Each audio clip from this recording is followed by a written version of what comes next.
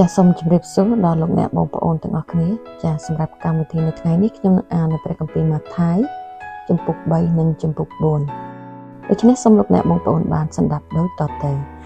ចាសខ្ញុំនឹងអាននៅព្រះគម្ពីរម៉ាថាយជំពូក3ខ1ដល់ខ17នៅគ្រានោះយូហានបាបទីសគាត់មកនៅក្នុងទីរហោស្ថានស្រុកយូដាកំពុងប្រកាសថាចូលឲ្យប្រែចិត្តចុះត្បិតនគរឋានសួគ៌ជិតដល់ហើយគឺពីអ្នកនេះហើយដែលហោរាអេសាយបានទាយថាមានសម្លេងនៃមនុស្សម្នាក់កំពុងតែស្រែកនៅទីរហោស្ថានថាចូលរៀបចំផ្លូវទទួលព្រះអង្គម្ចាស់ចូលតម្រង់ផ្លូវតូចថ្វាយទ្រង់ចុះអាយូហាននេះគាត់ពាក់អាវរោមអូត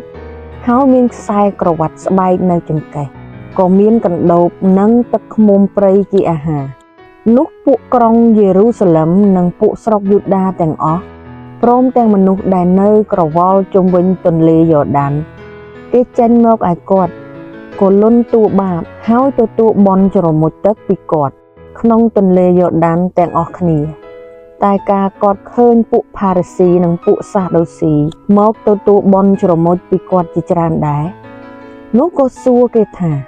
អោពូជពូវែកអើយតើអ្នកណាបានប្រាប់ឲ្យអ្នករាល់គ្នារត់ចេញពីសេចក្តីក្រោធដែលត្រូវមកដូច្នេះបើយ៉ាងនេះចូលអ្នករាល់គ្នាបង្កើតផលដែលសំណំនឹងសេចក្តីប្រែចិត្តនោះចុះហើយកុំឲ្យគិតក្នុងចិត្តថាមានលោកអាប់រ៉ាហាំជាឪពុកខ្លួននោះឡើយត្បិតខ្ញុំប្រាប់អ្នករាល់គ្នាថាព្រះទ្រង់អាចនឹងបង្កើតកូនឲ្យលោកអាប់រ៉ាហាំពីថ្មទាំងនេះក៏បានដែរប៉ុន្តែឥឡូវនេះពូថៅបានដាក់នៅឫសដើមឈើហើយដូច្នេះអស់ទាំងដើមណាដែលកើតផ្លែមិនល្អនោះត្រូវកាប់បោះចោលទៅក្នុងភ្លើងឯខ្ញុំពិតមែនជាធ្វើបុណ្យជ្រមុជឲ្យអ្នករាល់គ្នាដោយទឹកពីព្រោះមានសេចក្តីប្រែចិត្តតែព្រះអង្គដែលយាងមកក្រោយខ្ញុំទ្រង់មានអំណាចលើសជាងខ្ញុំទៅទៀតខ្ញុំមិនគួរនឹងកាន់សពស់បាតទ្រង់ទេព្រះអង្គនោះនឹងធ្វើបុណ្យជ្រមុជឲ្យអ្នករាល់គ្នាដោយព្រះវិញ្ញាណបរិសុទ្ធហើយនឹងភ្លើងវិញទ្រង់កាន់ចង្អេរនៅព្រះហស្ថទ្រង់នឹងបោះរំលីងទីលានទ្រង់ហើយនឹងប្រមូលស្រូវទ្រង់មកដាក់ក្នុងជង្រុកតែអង្កាមទ្រង់នឹងដុតក្នុងភ្លើងដែលពន្លត់មិនបានវិញនោះព្រះយេស៊ូវទ្រង់យាងពីស្រុកកាលីលេមកឯយូហានត្រង់ទន្លេយ៉ូដានដើម្បីនឹងទទួលបុណ្យជ្រមុជពីគាត់តែយូហានប្រកែកថាដោយម្ដេចបានជាទ្រង់យាងមកឯទូបង្គំគឺទូបង្គំដែលត្រូវទទួលបុណ្យជ្រមុជពីទ្រង់វិញទៅតើព្រះយេស៊ូវមានបន្ទូលថាចូលធ្វើម្ដងនេះចុះវត្តគួរឲ្យយើងធ្វើសម្រេចតាមគ្រប់ទាំងសេចក្តីសុចរិតយ៉ាងដូចនេះរួចគាត់ក៏ព្រមធ្វើការព្រះយេស៊ូវបានទទួលបុណ្យជ្រមុជហើយនោះទ្រង់យាងឡើងពីទឹកភ្លៀងស្រាប់តែមេឃក៏បើកឡើងឲ្យទ្រង់ឃើញព្រះវិញ្ញាណនៃព្រះយាងចុះមកដូចជាសត្វព្រាបក៏សន្ធិដ្ឋលើទ្រង់នោះមានឮសំឡេងចេញពីមេឃថានេះជាកូនស្ងួនភ្ងារបស់អញជាទីពេញចិត្តអញណាស់ចាខ្ញុំនឹងអាននៅព្រះគម្ពីរម៉ាថាយបន្តទៀតនៅជំពូក4ពីខ1ដល់ខ24គ្រានោះព្រះវិញ្ញាណក៏នាំព្រះយេស៊ូវទៅឯទីរហោឋានដើម្បីឲ្យត្រូវអារក្សល្បួងការទ្រង់បានតម40ថ្ងៃ40យប់ហើយក្រោយមកទ្រង់ឃ្លានរួចមេល្បួងក៏មកទូលទ្រង់ថាបើអ្នកជាព្រះរាជបុត្រានៃព្រះមែនចូលបង្គាប់ឲ្យថ្មទាំងនេះត្រឡប់ជានំប៉័ងទៅតែទ្រង់មានបន្ទូលតបថាមានសេចក្តីចែងទុកមកដូច្នេះមនុស្សមិនមែនរស់ដោយសារតែនំប៉័ងប៉ុណ្ណេះទេគឺរស់ដោយសារគ្រប់ទាំងព្រះបន្ទូលដែលចេញពីព្រះឱស្ថព្រះមកដែរនោះអារក្សក៏នាំទ្រង់ទៅឯក្រុងបរិសុទ្ធដាក់លើកំពូលព្រះវិហារទូលថាបើអ្នកជាព្រះរាជបុត្រានៃព្រះមែនចូលទម្លាក់ខ្លួនទៅក្រោមចុះត្បិតមានសេចក្តីចែងទុកមកថាទ្រង់នឹងបង្គាប់ពួកទេវតានៃទ្រង់ពីដំណើរអ្នកទេវតានឹងទ្រោនអ្នកដោយដៃក្រែងលោជើងអ្នកទង្គិចនឹងថ្មព្រះយេស៊ូវមានបន្ទូលទៅវាថាមានសេចក្តីចែងទុកដូច្នេះទៀតហើយត្រូវគោរពដល់ទ្រង់តែមួយព្រះអង្គប៉ុណ្ណេះ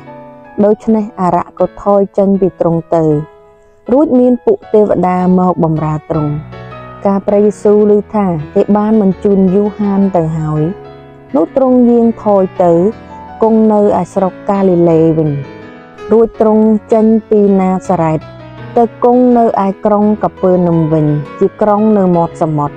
ត្រង់ព្រំប្រទល់ដែនខេត្តសាប់យូឡូននិងណែបថាលីដើម្បីឲ្យបានសម្រេចទំនាយដែលហោរាអេសាយបានទាយថា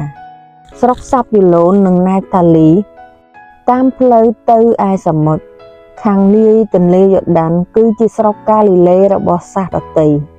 ឯបណ្ដាជនដែលអង្គុយក្នុងសេចក្តីងងឹតគេបានឃើញពន្លឺយ៉ាងធំមានពន្លឺរះឡើងបំភ្លឺដល់ពួកអ្នកដែលអង្គុយក្នុងកំឡុងហើយនឹងមកលុបនៃសេចក្តីស្លាប់តាំងពីគ្រានោះមកព្រះយេស៊ូវក៏ចាប់តាំងប្រកាសដោយបន្ទូលថាចូលប្រែចិត្តឡើងត្បិតនគរស្ថានសួគ៌ជិតដល់ហើយកាលព្រះយេស៊ូវទ្រង់កំពុងយាងតាមឆ្នេរសមុទ្រកាលីលេនោះក៏ទតឃើញបងប្អូន2នាក់ជាអ្នកនេសាទត្រីគឺស៊ីម៉ូនដែលហៅថាពេត្រុសនិងអង់ដ្រេជាប្អូនកំពុងតែបង់សំណាញ់ក្នុងសមុទ្ររួចទ្រង់មានបន្ទូលទៅគេថាចូលមកតាមខ្ញុំនឹងតាំងអ្នកឲ្យជាអ្នកនេសាទមនុស្សវិញគេក៏ទុកសំណាញ់ចោលទៅតាមទ្រង់ភ្លាមលុះយាងហួសពីនោះបន្តិចទៅទ្រង់ទតឃើញបងប្អូន2នាក់ទៀតគឺយ៉ាកុបជាកូនសេបេដេនិងយូហានជាប្អូនដែលនៅក្នុងទូកជាមួយនឹងសេបេដេជាឪពុកគេកំពុងតែជួសជុលសំណាញ់ហើយទ្រង់មានបន្ទូលហៅអ្នកទាំងពីរនោះមកគេក៏លះបង់ទូកនិងឪពុកដើរតាមទ្រង់ជាមួយរំពេចទៅព្រះយេស៊ូវទ្រង់យាងគ្រប់សពក្នុងស្រុកកាលីលេទ្រង់បង្រៀនក្នុងអស់ទាំងសាលាប្រជុំក៏ប្រកាសដំណឹងល្អពីនគរព្រមទាំងប្រោះជំងឺគ្រប់មុខនិងអស់ទាំងជរាពិការក្នុងពួកបណ្ណាជនឲ្យជាផងដំណឹងពីទ្រង់បានឮសុសសាយទូទៅពេញក្នុងស្រុកស៊ីរីគេក៏នាំអស់ទាំងមនុស្សដែលមានជំងឺរោគាក្រំគ្រាផ្សេងទាំងមនុស្សអារក្សចូលមនុស្សឆ្កួតជ្រូកនិងមនុស្សស្លាប់ដៃស្លាប់ជើងមកឲ្យទ្រង់ហើយទ្រង់ក៏ប្រោះឲ្យបានជាទាំងអស់គ្នាមានមនុស្សកកកុញជាប់តាមទ្រង់គឺជាមនុស្សដែលមកពីស្រុកកាលីលេស្រុកដេកាប៉ូពីក្រុងយេរូសាឡឹមពីស្រុកយូដាហើយពីខាងនាយទន្លេយ៉ូដានចាអរគុណដល់ព្រះជាអង្គចាស់កម្មវិធីរបស់យើងបានចូលមកដល់ទីបញ្ចប់ហើយតែមុននឹងបានបញ្ចប់យើងសួរថាតើយើងបានសិក្សាអ្វីពីអត្ថបទព្រះគម្ពីរដែលយើងបានអាននេះចាសម្រាប់អត្ថបទនេះខ្ញុំបានរៀន3ចំណុចចាចំណុចទី1គឺការប្រែចិត្តចាហើយមានន័យដូចម្ដេចការប្រែចិត្តមានន័យថាបោះបង់អំពើបាបនិងត្រឡប់មករកព្រះដើម្បីរៀបចំផ្លូវឲ្យព្រះអង្គធ្វើការនៅក្នុងជីវិតយើងចាហើយទី2ការដើរតាមព្រះយេស៊ូវត្រូវការលះបង់ខ្លួនឯងនិងការទុកចិត្តលើព្រះអង្គទោះបីជាយើងមិនទាន់ដឹងពីអនាគតក៏ដោយត្រង់កន្លែងនេះយើងបានរៀនដឹងរួចមកហើយថាព្រះអង្គជ្រាបគ្រប់ទាំងការទាំងអស់